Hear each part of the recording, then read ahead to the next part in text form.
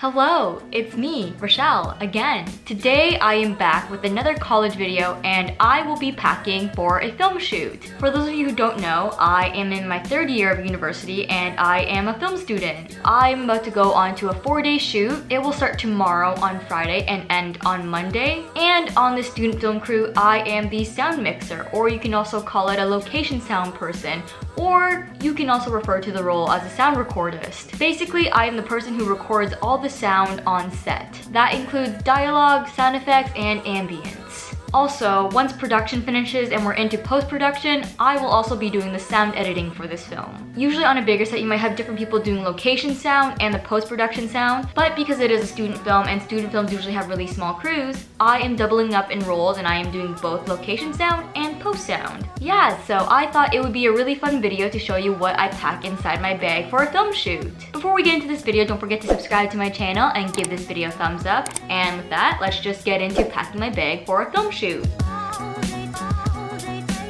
Okay, so the bag I will be using to go to set is this Herschel backpack. This is just my old school backpack and I think it's a pretty good size, so that is why I'm going to use it. The first thing I'm going to bring with me is a copy of the script. I'm not going to tell you what the title of the film is or what the script is about just yet. Right now I'm going to keep it a secret. That just might be something I might reveal later on. Anyways, I actually printed this script double-sided and I stapled it in the corner like a regular package. Kind of like it's an assignment that you're going to submit, but that is actually not how you, what's the right term? Package a script. First of all, scripts are usually not stapled just because it's a lot of paper and the staple just won't hold. But in the case of a student film, it's only 14 pages, so a stapled works for this case. Also, a script is not supposed to be double-sided. I just did it because I don't want to kill any more trees than I already have. Yeah, so those are just some fun facts about scripts. Because I am recording the sound for this film, I like to mark up my script. What I do is I read through the script and I just highlight stuff that I want to record. Obviously I have to record all the dialogue, so I don't highlight that. So I just mainly highlight the sound effects that are in the script and that I want to record. As you can see, I highlighted stuff both green and orange. Green is to tell me I want to try to record it on set, on location. And everything highlighted in orange is what I plan to add in post-production. And those are just sounds taken off sound effect libraries. I might actually go over the script one more time before the shoot so I can just make sure I have all the sounds I want to get noted down on the script. Onto a film set, I also bring a slate. I believe one of the many names for this is called a dummy slate, just because as you can tell, there is no electronic time code. That is probably something you will see on bigger sets. Just because another fun fact, those electronic slates cost around $2 to $3 grand.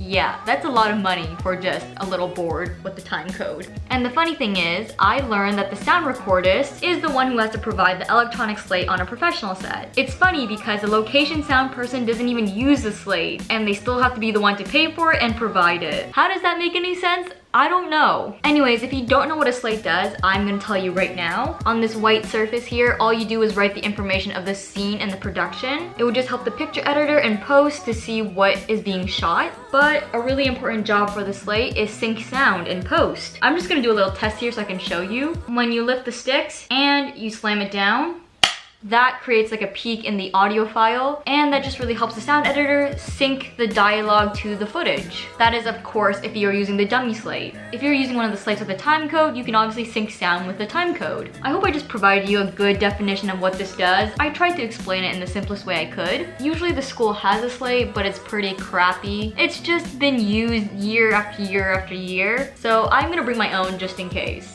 Right now, I think I'm just gonna pre-label the slate. We're gonna label the stuff that stays the same throughout the entire shoot, just so I don't have to rush it or waste too much time on set. I'm gonna label it on white tape. You might ask, why am I writing it on white tape instead of just the board itself? You probably already know that dry erase markers erases really quickly. So when I write it on white tape, it kind of just makes it permanent. Writing it on tape just makes it so much easier because you don't have to worry about writing it over and over again every time it erases. And of course, because I am bringing a slate, that also means I need a dry erase marker. I am going to be storing it in this pencil case filled with a lot of other writing utensils that I probably won't need. I will also be bringing what I call these sound recording sheets. I actually just made these myself. They just record the scene, take, shot, the file name of the recording, and the description. I've never used something like this before. This is just something for myself. I'm gonna try it this year for the first time in hopes to be more organized. And honestly, I hope this would help the picture editor, because the picture editor has so graciously agreed to sync the sound for me, just because it is a nightmare to sync dialogue when the picture has already been cut. I actually don't know if I will get a chance to write on it, but you know, better have it than not. Slating the scene is really what's enough, but this is something extra and it could just possibly be more helpful. I will also be bringing a portable charger just because you never know when you need it. Shoot days are pretty long and my phone might actually die. I am also going to be bringing some gaffer tape. Gaffer tape isn't just any ordinary tape. It's the tape you usually use on film sets. I only have two colors. I only have red and white. I'm still trying to grow my collection. This stuff is helpful when I need to tape wires or, I don't know, tape stuff onto the actors. Another necessity of being a sound person is batteries.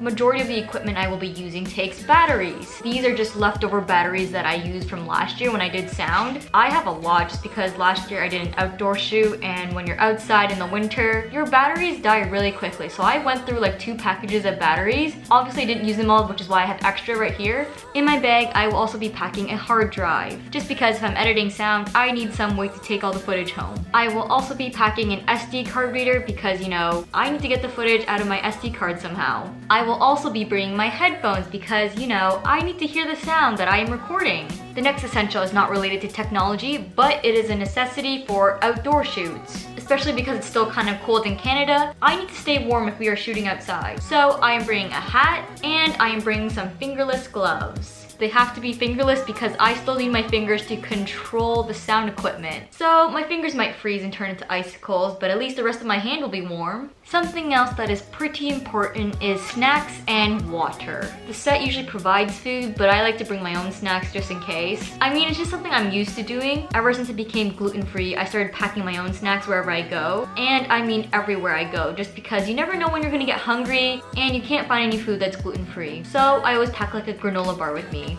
I need to bring water because it is important to stay hydrated. We don't need to become dehydrated while shooting. Also, because COVID is still booming, we need to stay safe as possible. So I am bringing 4 reusable masks, I'm bringing sterilization wipes, and of course, some hand sanitizer as well. Oh, I totally forgot this, but to set, I also bring my laptop. That thing right there, yeah, I bring that. I am not packing it yet just because I still need to use it. I will be putting it in my bag once I'm about to leave for the shoot. Alright guys, that is it for this video. That is everything I am bringing to set. Depending on the role I play on set, I bring different things. But yeah, that is everything I bring as the sound recordist. I hope you enjoyed this video and found it interesting to see everything I bring to set. Be sure to give this video a thumbs up and subscribe to my channel, and I will catch you in the next video. Bye now! Pull the key out the ignition. Run your mouth but I never listen. You hold me back, will never last. Keep talking all your shit. Wondering how all this started. You left me broken hearted.